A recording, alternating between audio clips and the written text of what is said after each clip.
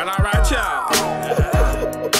All across the USC, Compton, Watts, Bay to LA, Pomona, California, from valley to valley, we represent that killer Cali.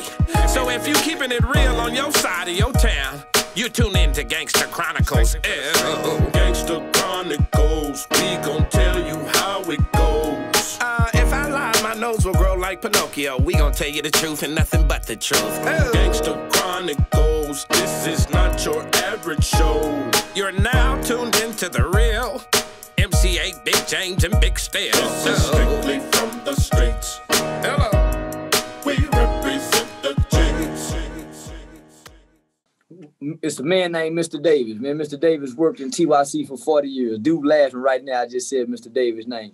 Man, Mr. Davis was he was strict, but he was fair, and we knew he cared. And he wouldn't let the staff mistreat us, right? So we could go tell the staff on Mr. Davis, and man, he go jump on them like they students. And I used to hear him always tell the staff members, y'all can't correct these kids if you ain't got no relationship with them. You first have to establish a relationship with the motherfucker you trying to correct and tell something to. If you think that person will receive what you're saying. So without no relationship, there's no connection. Man, I don't want to hear what you got to say, Nick. You can't come on with me. If you in my face tell me something as a young nigga, I resent it because I want you to come home with me. The same discipline, the same chastising, the same correction that you giving me, man, you just getting it to me right here, a youth counselor, or right here on the football field. Man, come home with me, man. Bring me home with you. Those are the type of things I would be saying as a young nigga in my head. Get my ass chewed out. Mad that he chewing me out. But man, this is what I've been wanting all my life. A man to jump on me and tell me I'm doing wrong. Man, bring me home with you. That's what the and that's something you do. Shit. Yeah, I have 5, 6 kids spending the night at my house, every weekend. And they gonna remember that.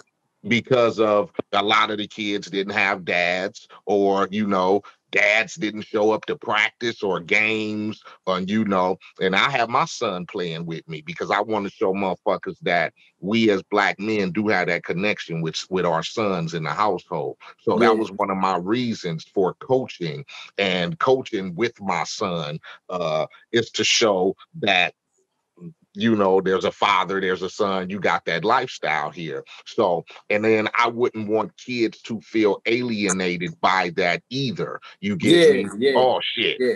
Karan got Coach 8 here, with his dad, and they get to go home every day. And you see how Coach 8 always on him, and, with his shoes, and he carry his equipment after practice, and, so kids would, hey, Coach 8, can I come spend the night over your house this weekend? And I'll be like, yeah, jump in the car.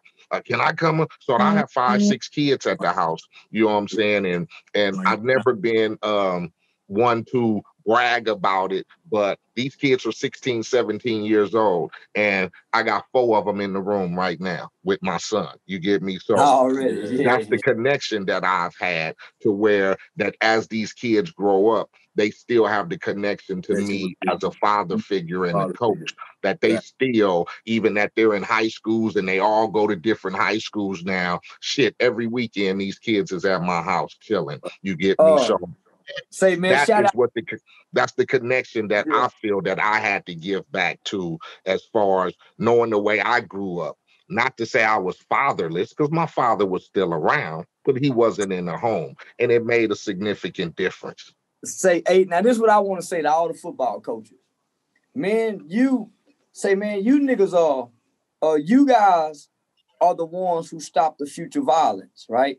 There's a guy by the name of Big Dome. He coached Little League football in this city for a long time.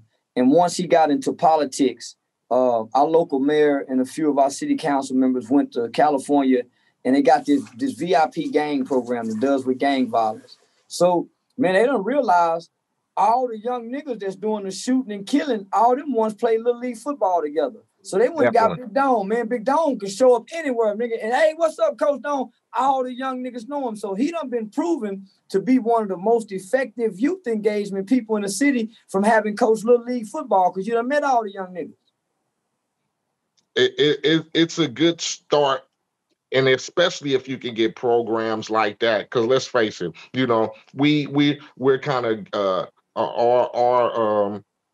our nation is gifted at sports, in Yeah. those areas, So if you can catch them young, 5, 6 years old, and the whole thing about it is we should have programs like that in the city. I mean, we have them, but like I said, when I grew up, it was difficult because of neighborhood boundaries and areas Yeah. and dudes affiliated. But I think if that was something that could be brought to the forefront in the city, and it could be, to the point, because it's real big among kids. You Yeah. just don't know how kids light up when they get to put on uniforms or be participants in a team or whatever. So I encourage a lot of single parents, whether they moms or dads, try to sign your son up or kids up or daughters up for some kind of sports activities. It gets them out the house. It teaches them teamwork. It teaches them how to Yeah.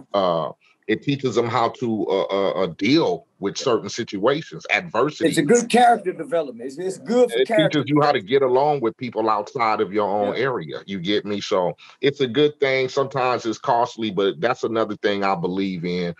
Sports can get our kids out of a lot of situations, because as you see, a lot of these kids that's coming up now come from these situations.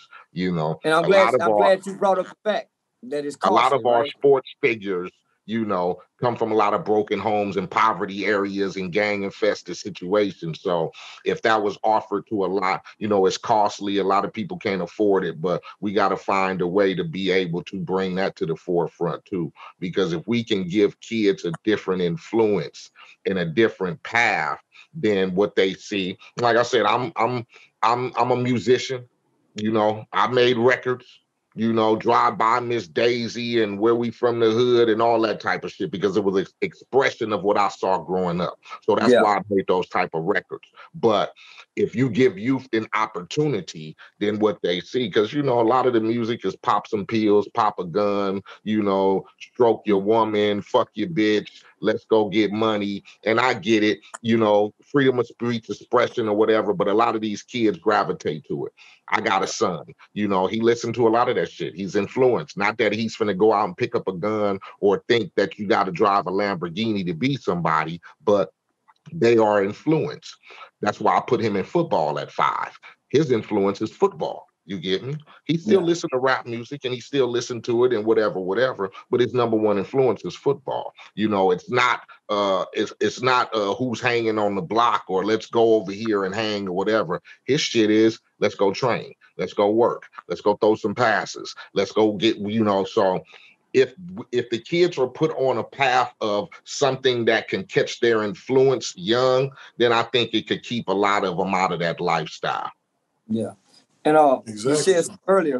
you said something earlier about the little league football being costly, and most of the time it's either have to be on the parents of the little league organization to take the supplement, right, the cost. So what I challenge most people in the hood and the black community, man, let's create a booster club. Why black folks ain't got no booster club, man, for the little league sports teams, whether that's your local,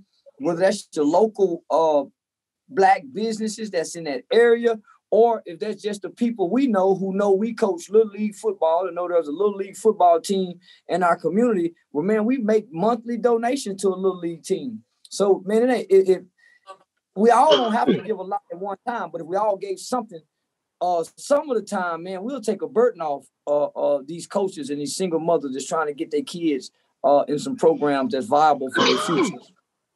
Exactly. Well, this is a question I got for Jesse. Like, they talk about a lot of money that it takes to supplement, the programs to get, kids out the house.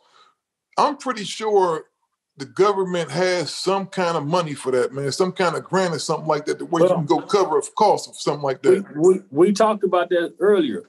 And here in Fort Worth, they call it CCPD funding.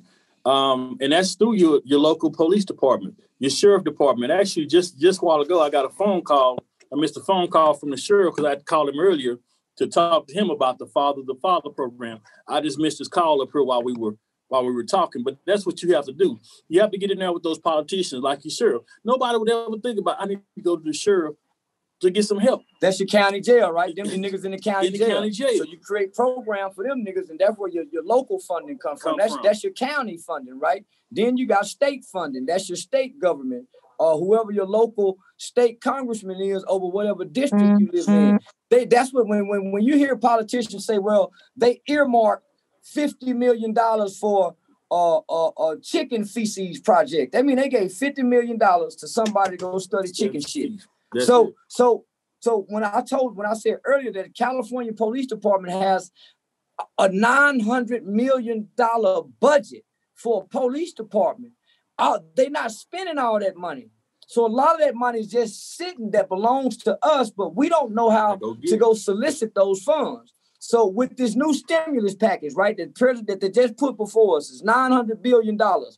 Man, 400 billion is for inner city projects. But we don't know about it, right? We ain't read the 23-page stimulus package bill. Man, they got money for us just to go create a community garden. So just say if I got a football team called the Eastside Falcons, the Eastside Falcons can go create a community garden in a community and just plant greens and jalapenos and get down there $40,000, $50,000 for just an inner city community grant. Niggas who like growing weed, they can also go up under that $900 billion. So we too busy squabbling about the social injustices that would happen to us till we forget to try to follow the money, how to get to the money. If we get to the money, we care about them kicking us in the ass. We got some money. But yeah, man, so that's the idea. The people with the nonprofits, the people, the young ladies in the community who work at the banks, your local banks. If you got a Chick-fil-A, you got a Subway, McDonald's, man, McDonald's is one of the biggest corporate sponsorships of hip-hop music and black radio, man. Those local businesses are supposed to be giving something back to us. That's why they sitting in our communities. But and the churches as well, but we don't know how to go ask for the money. So yeah, so that's where they don't disperse because there's not too many just like you said, there's not too many educated brothers on the subject of the matter. Yeah, you know, we're so busy worried about that $600 check instead of worrying about going to create a fund. That $900 billion, $40,000. Yeah, that's what's gonna help our people. So that's where we coming in. Uncle Henry done come in with the corporate ships and the branding game. We got the political game. We got the criminal justice game. So now we got everything we need. Okay, we can go get the funds. And now when we submit these grant proposals, we got a collaboration of a network of people, not just in one state, but in 2 states. So that just don't leave us on our state funding, man. We get federal funds. How we collaborate now with this gang intervention, gang prevention, public safety between Texas and California program.